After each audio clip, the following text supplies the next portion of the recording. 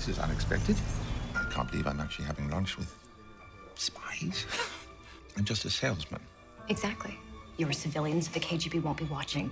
It would be a real service to Great Britain.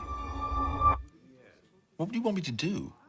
You both star in and executive produce the film. How did you get involved, and what can the audience expect? Well, I got involved as an actor because I'd worked with Dominic Cook before, who's become a friend as well as a tragic colleague, and he pitched the idea of me playing Greville Wynne. He told me about the story, and I was just transfixed, both by the character, the nature of his beginnings, his humbleness, and also just what an extraordinary thing an ordinary man ended up doing, both in his actions during the operation, but also trying to save his friend. The friendship was another key factor to it with Penkovsky.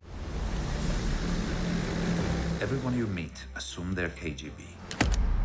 Every Russian is an eye of the state. You'll just be a courier. Just a career for Russian secrets. From now on, you will be selling one thing. The idea that you are an ordinary businessman and nothing more than an ordinary businessman. And to tell a story about finding common ground that transcends politics and political divides of any description. Well, I mean, as in societal divides, I thought that was a very resonant message, despite this being set in the 60s and the Cuban Missile Crisis. And while I knew a bit about the Cuban Missile Crisis, I knew nothing about it. I thought, well, you know, this is a great script, a good director, and we need to get this done. It's important right now. And in order to do that, I said, look, I'd love to do this, but I'd love to augment it as a producer as well. We've got very little runway to get this film together in the right way.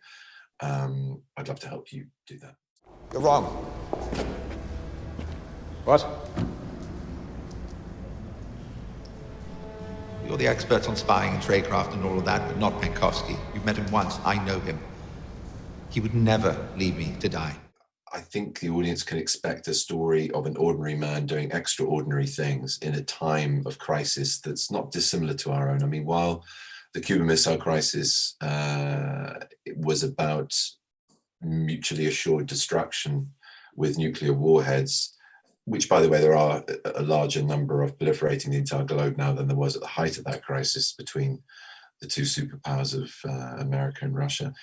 We are undergoing something that does unite us as an entire species in the form of a pandemic. And, you know, maybe it's a stretch, but I see that there's a message of courage and encouragement for courage and selflessness in Greville Wynne's acts.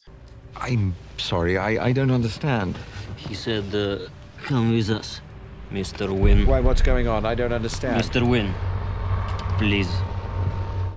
We are all going to be tested during this time. We're all going to have moments where we have to step up to the plate and do something extraordinary, however ordinary we may feel. And to watch this film, to feel empowered by that, because you're not watching James Bond, you're not watching Sherlock or any of the brainier characters I played. This guy was dyslexic to the point of near illiteracy. He came from a humble Welsh background, and he struggled and he worked and he fought his way to get a lovely, secure marriage, despite a wobble, with a child and a career coasting him towards retirement. And suddenly, in the middle of his life, he's asked to make this extraordinary change, I guess. And he manages to do that, not without its difficulties. And, you know, I guess that's what the film's about, an ordinary man doing an extraordinary thing.